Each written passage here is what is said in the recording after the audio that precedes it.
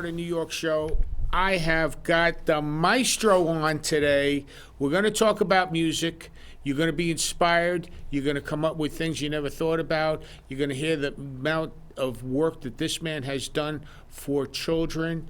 And I'm a little upset he didn't bring his trumpet this time, but we'll talk about that in another time when he comes back. But I wanted to make it noted on camera. Next time the maestro's here, he will be performing. But anyway, okay, I want to say, a little bit about Joseph here.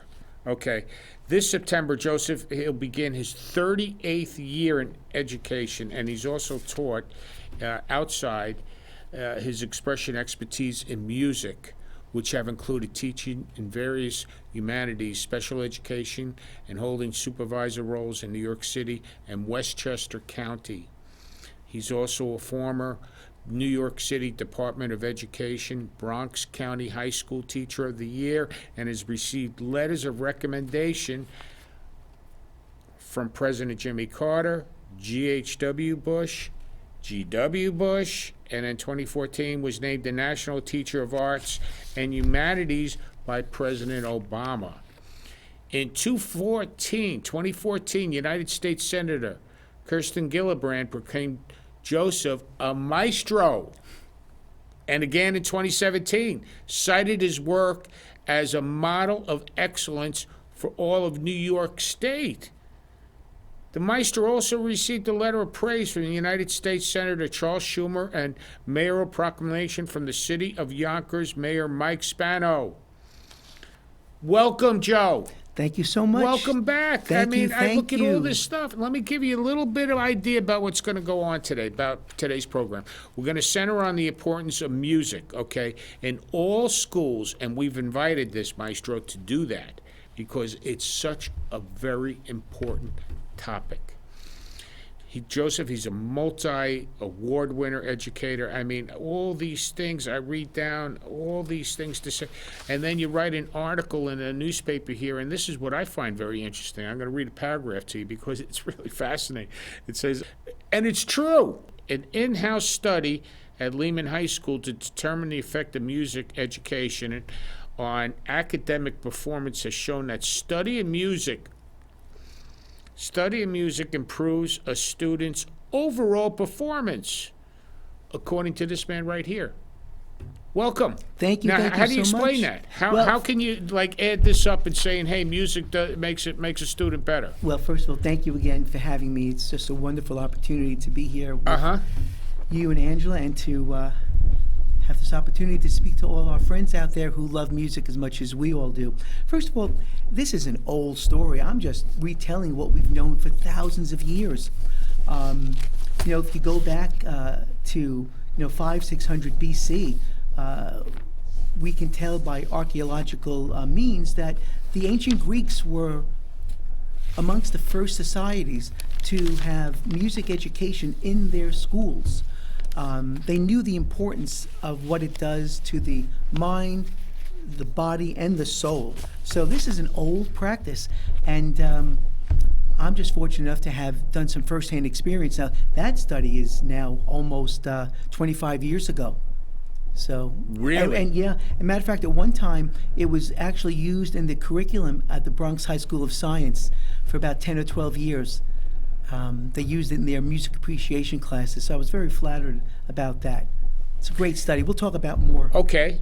Did music apply to all students in ancient Greece? I mean, we're going way back, Well, unfortunately, not like it does today, where music is pretty much available in all our schools, to different degrees, of course. That's something else we'll touch on. But, the world at that time, unfortunately, whatever nation or continent you lived on, people enslaved themselves. They just enslaved their own brothers and sisters. So the answer is no, it wasn't open. Most of the society were enslaved, and those who weren't got the education. So no, it wasn't available. And that's just, unfortunate, but that was the time. So no, the answer is all children were not privy to having music. Peter, may I give you a little background as how I came to understanding music and researching it? Absolutely. Great. Thank you. Well, I've been teaching since 1984, and When I first began teaching, music jobs were scarce at the time, and I had to use my background in history. And the great Robert Leader of Lehman High School, God rest his soul, was like a father to me. And he said, he called me Joey. Joey, yeah, we have to get you in the school. I said, well, I'm waiting, because I had turned down pretty much a position at Performing Arts to go to my alma mater. So I was teaching social studies to special education students, and I was having a great time. But I realized these children weren't getting music in their schedule. For whatever reasons, it wasn't happening. So I said, well, this is not going to go. And I went down to the storage room. I found broken instruments. I started to fix them. I borrowed some. I bought a few. And before you knew it, I was teaching band in the back of my social studies class to special education students at Lehman High School. And by 1987, I had collaborated with Mrs. Kelly, who was a veteran educator at that time, went on to have a school named after her. She was doing the same thing. And we did some research. We were the only people doing this. So we combined our students, and we came up with the first performance group of special needs students. And it was a brass and woodwind ensemble, typical concert band, jazz band things. We called it Class Act, and we performed in 1987. That's how I first embarked on the beginning of understanding that music has a profound impact on students who otherwise people would say they might not have any inclination or help.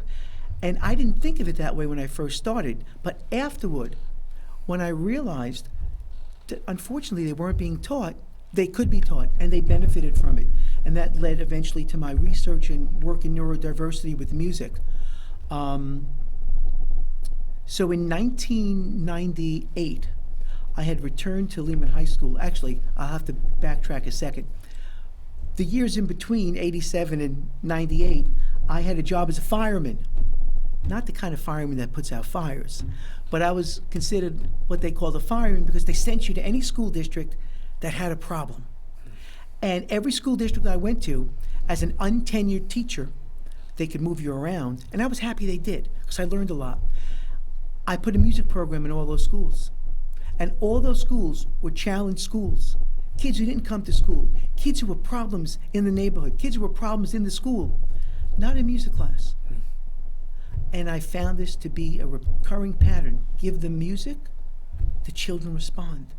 They grow into a completely different human being. So by 1998, I was back at Lehman High School, and we needed a feeder program to keep the music program going. So I started taking all the music appreciation courses and turned them into beginning band. And I found out that not only kids who said they wanted to do music would excel at it, not just from a musical point of view, but from an academic and emotional perspective. So I did a study, 200 students, 100 who had no music experience and 100 who had a minimum of 2 years in my program. And Peter, those are the findings. They did phenomenally well. 16, 17, 18, 20 points higher in every single academic setting. Their rate of attendance, they were only absent a few days a year as opposed to other kids being absent 15, 16 times. And they were involved in the community. Music does that. Not me. Music does that. That is so fascinating. Music can inspire a student to become better and to advance in what they want to do. This is what you're saying. Absolutely. I don't consider myself a music teacher. I know that's what I guess I do. That's my title. But I consider using music as a way to enhance the lives of children. I myself, I came from a pretty challenged background, and if it weren't for a trumpet given to me in the 6th grade, I don't know what I would have done with my life. Completely transformed my life. Study after study after study, year after year, decade after decade, we know how important music is. And that's because it's the only discipline in which it involves the entire person. They talk about holistic education, WHOL. the whole child. You can't have the whole child unless they have an instrument in their hand or unless they're singing. And even more with an instrument in my hand, although those who sing have the most natural and gifted instrument of all, the voice. Can't beat that. Now, going back just a little bit here, when did you... I like the origin on things, okay, especially when someone wants to be a teacher, be a director, be an actor, be this and that. When did you come to realize using music would help students? I mean, was it like a revelation from above? Did the clouds open and the sun come down and beam on your head? I mean, Joseph, how did something this unique and this powerful, it's almost like it's a gift, that you have a gift. Well, there are thousands and thousands of incredibly gifted teachers out there who have the gift. Peter, I never had that moment where it was like, oh, this is exactly what I'm doing it for. I came to understand it later on. Because like I've always said, teaching is like planting seeds. Even when you're learning yourself, you don't see the flower right away. You look back and say, oh, that's what's been going on. I was just using music because I didn't know any better as to what it would take. I knew what it did for me, so I just did it for other kids. I didn't consciously say, I'm going to do this program here because it'll make the kids better. So that's where it started. It affected you, and then you're saying, well, I'm going to take this and I'm going to bring it out to the students, Right, and see if that works. This brings us to the point when you formalized your work in music. Yes, and so to go back to what we touched on before, my study in 1998, it was really done as a part of I was taking my master's in school district administration, and research was part of it. And I said I wanted to make it meaningful. And I really saw what was going on. And at that point, it wasn't necessarily an aha moment, but more like, I need to document this. Just like if I hear a melody, I need to notate it if I want to make an arrangement. I needed to document it. And then I realized we need to talk about this. And at the time, several cable news and several other media outlets came and spoke to me about the program. And from there on, I've been an advocate with that particular mindset for music. Where I was doing it before, from that point forward, I was now a mindful advocate of using music to change the lives of kids. That's wonderful. Now, is it certain music for certain different groups of students, like different nationalities, or is it the same music for all? Yeah, music is music. You do not put children into your preconceived notion of what they should or shouldn't have based upon what they may look like. That there is one standard, that's music. And whether it's jazz or classical, which is of course the term we use for orchestral music, or bluegrass, or whatever it may be, it's all based on the science of music. I always say that music is the culmination of all the sciences in the world, only it has the emotional part to it. It's science plus emotion, and there's no other discipline that has that. That's fascinating. It's fascinating what you're saying. I want to go back a little bit because when I have someone on, I really have them on because of their character and basically what they're doing to help the community and helping people, and of course how he's helping the children. He stated earlier, and I want you to listen to this because not too many people would take this road. You told me in front of these people that you had the opportunity to go to this performing arts school. Big one, right? Mm-hmm. Yeah. All right. Now, if that would have happened, I don't know if you'd be here today, because you'd be like, whoa, oh, there he is. He's on every billboard around. But you took the road to go back to the Bronx. Mm-hmm. Yeah. Okay. It's almost like we could make a movie out of this. No. Okay. A guy that had the opportunity to really, at that time, well, I think he's still blasting off. Don't get me wrong. I believe this man is going to be making this go to everyone because of the importance of the subject. But he took the road.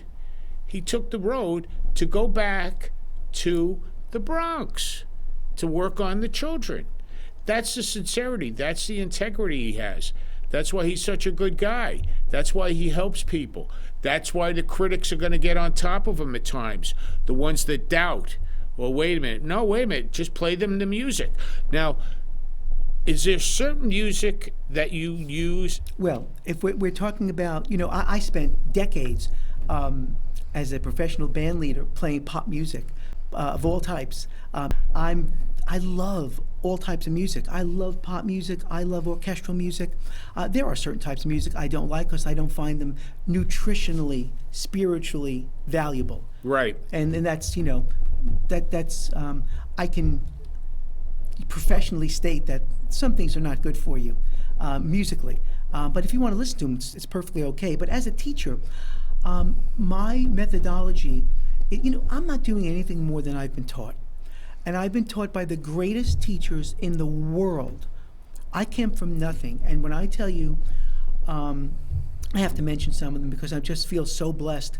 Whether it was, Vince Penzarella or John Ware from the New York Philharmonic, or Dr. Alan Brings, or John Corleano, or Joanne Falletta, Jonathan Strasser from Performing Arts High School. These are all giants in music.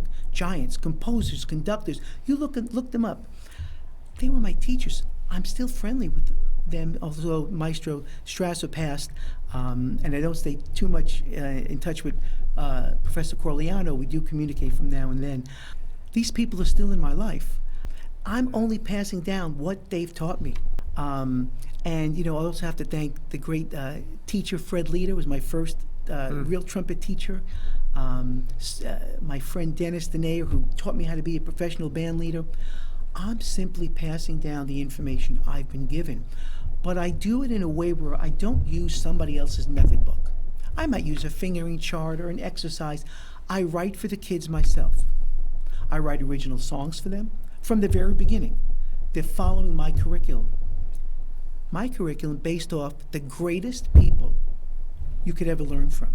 So in my room, they're getting information from the jazz world, from the classical world, from the pop world. All in what I teach them is all in those exercises and songs. So they get exposure to everything. I've played music with kids at schools that they'd say, you can't play that in that school district. What do you mean I can't play it? The kids love it. They love it. The audience loves it. When you do quality things, kids always know quality. They know what you're giving them is quality or not, whether they've ever heard it or not. Always give them quality. And I think that for the doubters who don't know that. It's more than quality that this man gives, because he has learned from the best of the best. Blessed. Okay, yet he takes it, like a true artist would, and develop it into, as if you don't mind me saying, how Almighty God has made you to do. I mean, this is what you're supposed to do, brother. I think you got the gift of doing it. So you frame it into what you've learned from the best, and you create it in a style that makes a student better. Again, you have to be grateful for who's lifted you up. And I would not be able to be here if it weren't for the people I've mentioned and others. So you have to give back. And when you have an opportunity to speak about it, I tell my kids in the classes, oh, Mr. Lento, we really like that song. Well, who inspired me? And I'll say, Clarence Williams, one of my high school teachers, or, Dr. Alan Brings, or Joanne Falletta. I'll mention, this is what I heard them do. I'm just taking what I've been given. I think if I do anything well, it's taking what I've been taught and giving it back with respect as it was taught to me, so other kids could learn. That's beautiful. So you actually write songs for students? Yeah, I write. I could take a method book, and it's somebody else's method. They don't know what the kids in my class are doing or not. So I write my own exercises. I write my own little songs. And sure, I throw in popular tunes once they've gotten to a point where they can. But then again, I will arrange the songs myself. So I do all my own arranging too. Do you think you can write a song about us? The Heart of New York, Angela, my wife, and myself. Do you think maybe? Absolutely. You can get like that. Oh, I got a good song for you guys. I will do it. You heard it. I'm waiting do for that. Listen, you wrote a couple of articles in some newspapers and magazines, and could you go over them a little bit with us? Yes. I've been very fortunate to take music and have other people find the similarities in its ability to help young people as I do. Alina Adams is the editor of New York School Talk magazine. She's also a New York Times bestselling author, and she allowed me, I've published several articles in her magazine, but the one I'm most fond of is the ending the prison to pipeline with a trumpet. It's a method I have. I call it Brass Comets, and it's strictly a band made up of trumpets, and there's significance behind that. Trumpet is, the most cited instrument in, religious books, and it's one of the most popular instruments in the world, if not the most popular, one of the original instruments that man came up with all over the world. When you take young people who are in trouble and you give them an instrument, you can change their world. I know. I've done it. I didn't know I was doing it at the time, but I've done it. And so we've gotten some good feedback with that. I also happen to have met the great Dr. Harold Reitman of differentbrains.org. They are considered the most prestigious group in the nation on neurodiversity. And Dr. Reitman is a big fan of music. We've become friendly. I've written many articles for his publication. We've been interviewed. And one of them is, or a couple of them are on the benefits of music and neurodiversity and what that means. And would I have a minute or two to talk about all the things that have to go on to play an instrument? Mm-hmm. Absolutely. So specifically, if you pick up a brass or woodwind instrument, I'm not leaving the other instruments out, but they work a little bit differently. If someone was going to pick up a trumpet, Peter, you're in my class, you're going to be a trumpet player, and I'm teaching you how to play second line G.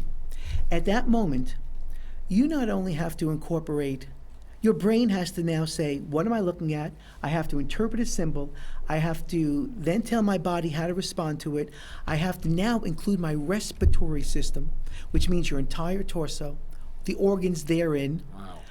Tell your fingers what to do. After your brain has told your arm what to do, your eyes have translated all this. It's like in a nanosecond.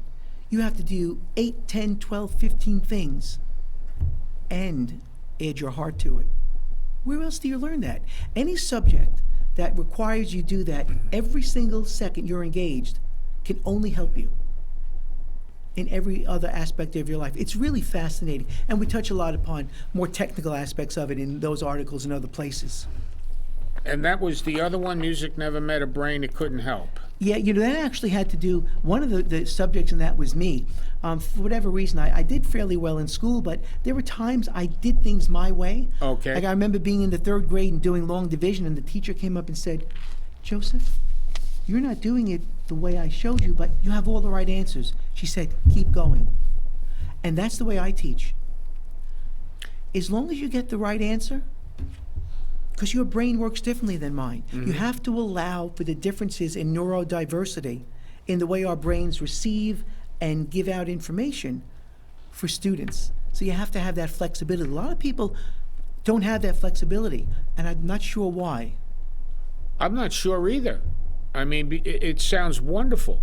We got a couple of minutes left. How can you wrap up this package of what we've been discussing? Thank you. I think that the best thing that any parent or school system can do is give music to their children. Start as young as you can. I would always start in third grade when I worked in the elementary schools. You're supposed to start in the fourth, but I always made believe I forgot and started in the third grade. And what could you do? When they're on stage performing, no one's going to say, well, Joseph, we said you can't start in third grade, but you did it anyway. Give children the opportunity. It's not about them becoming a professional musician. If that happens, it's wonderful. It's about all the camaraderie it builds, the team building, the social skills, the way it enhances a personality, the way it develops a human being. Give your children the opportunity to play an instrument. Doesn't matter what age they are. And for you yourself, by the way. Now, you started at 3 years old? No, I didn't get a trumpet till I was 12. Okay. I wanted one when time I was 5. I saw Louis Armstrong on TV, and my living room is a shrine to Louis Armstrong. No kidding. Oh, he's just, there's nobody better. What he did, we could spend hours talking about what he did, for music and the arts and everything else, just incredible. But it wasn't until I was in the 6th grade. So I had a late start, but I took every advantage and every moment. The moment I got it, I just kept going with it. 6th grade, he says it's a late start. That's very early. Some people go through college and I'm not sure what they're going to do when they graduate.